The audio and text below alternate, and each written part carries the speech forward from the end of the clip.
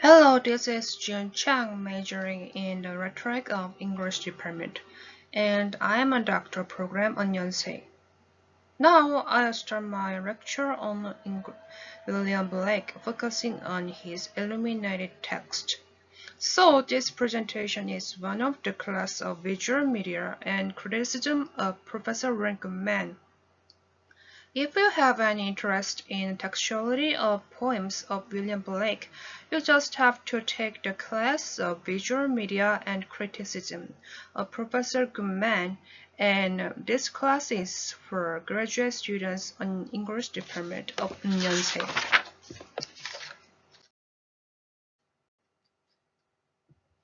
Okay, this is the table of contents of my lecture. First of all, I'll look over notable features in the life of William Blake.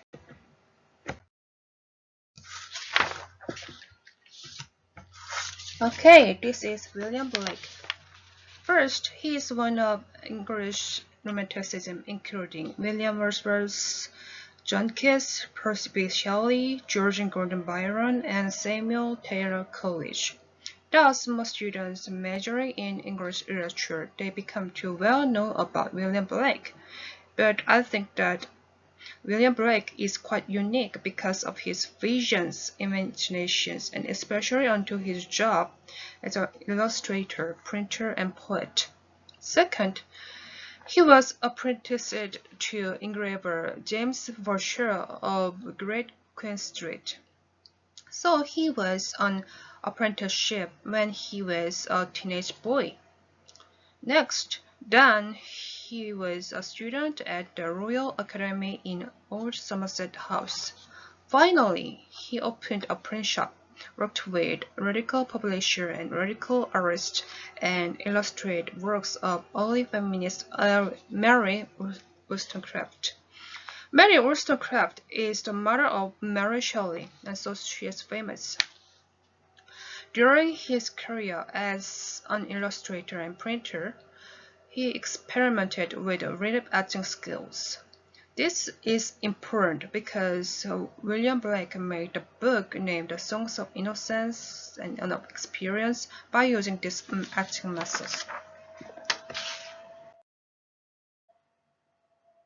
Okay, now I'll talk about illuminated text of William Blake. First of all, I introduce one of etching skills as a printing method.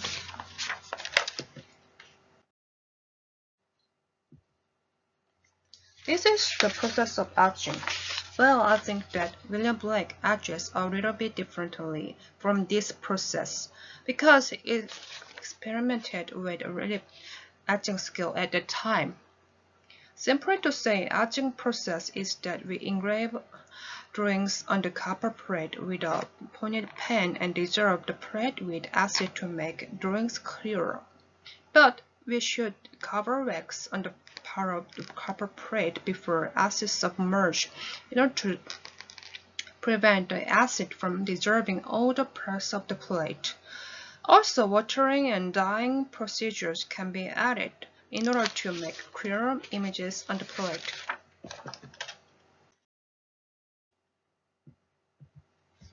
William Blake is known for uses of relief etching or engraving in relief skills. This is quite reversal to previous printing skills at the time because previous printers used integral methods. So these are the printed images used engraving in relief and integral method.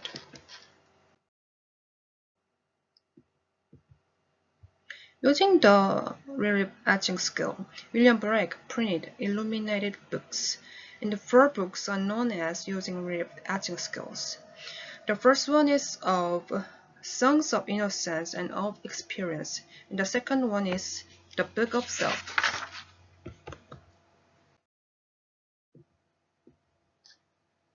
The third one is the Mirrors of Heaven and Hell and Jerusalem.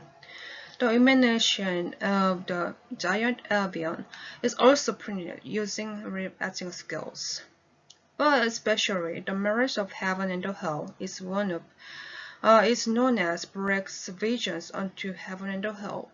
Many poetries and illustrations well express Brecht's vision on the Bible, and especially in the marriage of heaven and the hell. Brecht seems to challenge or to break binary oppositions of previous concepts between the heaven and the hell.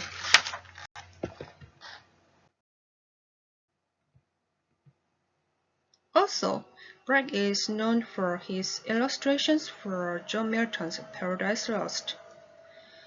We can have glimpses over his imaginations and visions on the heaven and the hell. These illustrations are drawings, not using relief etching skill.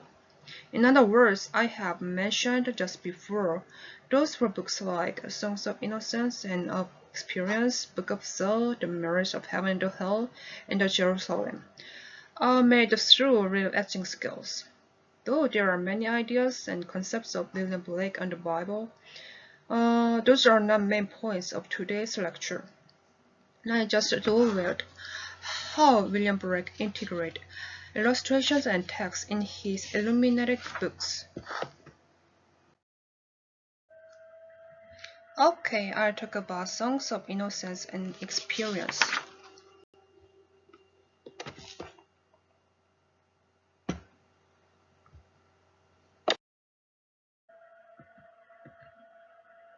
Before we start looking into illuminated text, we'll look over the copies of cover illustrations. This is because William Blake is quite known for his many copies of the same cover parade when we talk about the collection of songs. So these are copy B, C, and E, the same cover parade, but using different mixture of pigments, so different copy versions.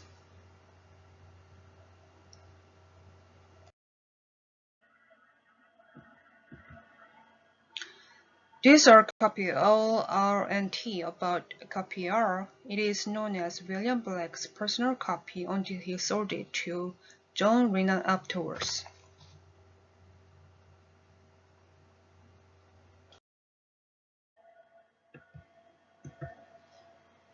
These are copy W, Y, and Z. As a matter of fact, when printing, Blake used simple and low ranges of pigments earlier, but he used darker and more complicated ranges of pigments later. Thus, we can see the images of the cover is simple and light in earlier versions, but the images are more vivid and darker in later versions.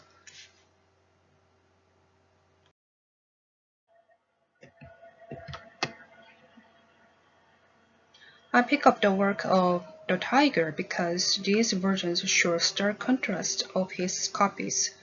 Both the website of William Blake Archive and the video clip on Blake printing process point out that William Blake well uses a kind of special effects from mixture of different pigments. For example, one copy shows his well uses of green ink while printing.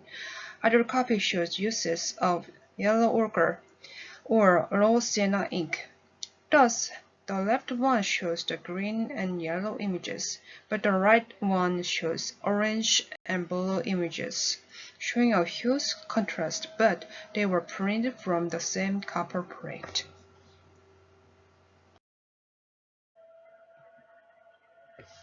This is one of famous pop art works of Andy Warhol of 1960s.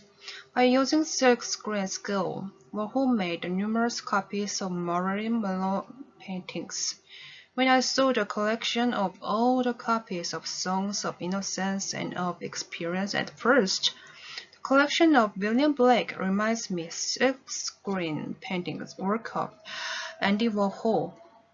Actually, painting many different copies of the same plate of pictures is used by modern popular art or pop cultures. The Warhol attempts to show skeptical perspectives onto ready-made products or items through his works. Thus, I believe that William Blake has a huge influence on even modern pop cultures. Okay, I talk about Songs of Innocence as the former part of Songs of Innocence and of Experience. Actually, Blake edged the Songs of Innocence first in 1789. Later, he began penning it with Songs of Experience after 1794, and finally combined both of them. Anyway, I'll talk about the former part of the combined version.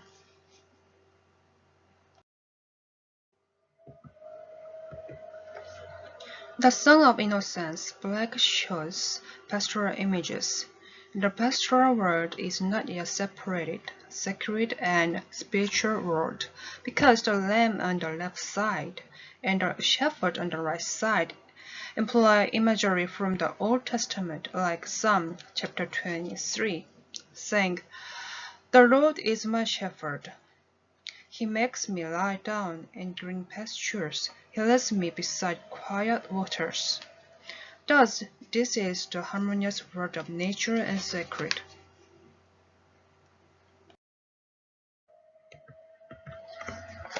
This is another example of pastoral world. In this version of The Chimney Sweeper, you can find out the harmony of human and nature because there are many pairs of woodbine or vegetations between stanzas between the poem. Well, the poem is about a chimney sweeper boy and his sad story. This is the same as the poem on Another Sorrow. Trees and vegetations make a whole frame, and it renders pastoral images beyond the poem's sad story.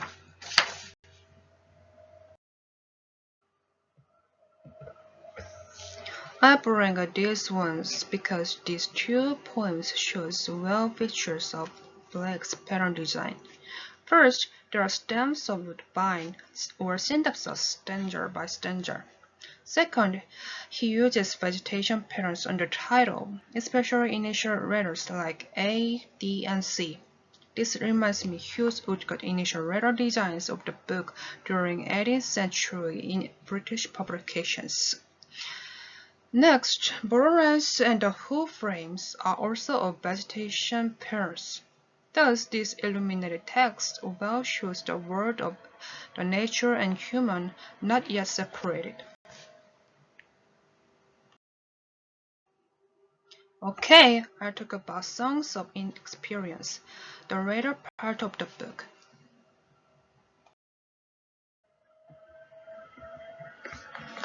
Songs of Experience shows similar pattern designs to Songs of Innocence, like stems of vegetation, but it shows different images than that of Songs of Innocence.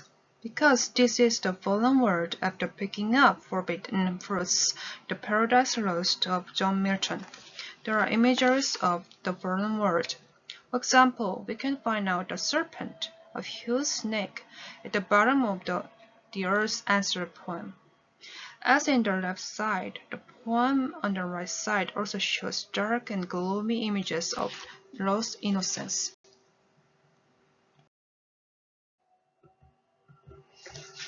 The Songs of Experience. We can find out dark side of the society.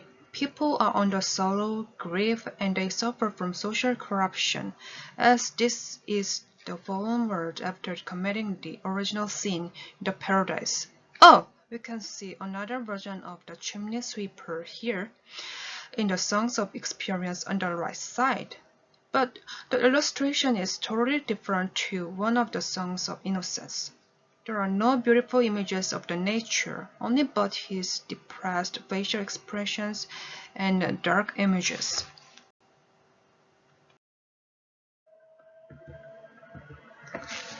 Well, now we can see images that trees and flowers also get influenced by the fallen world. As trees got sick, people also show suffering images. We can see that small people on the thrones of the dark-colored rose look surrendered on the thick rose. The person looks frustrated under the dark-colored tree. Thus, William Blake shows the images of suffering people through integrating text and illustrations. Okay, this is the reference of my presentation. This is the end of my presentation. Thank you for listening.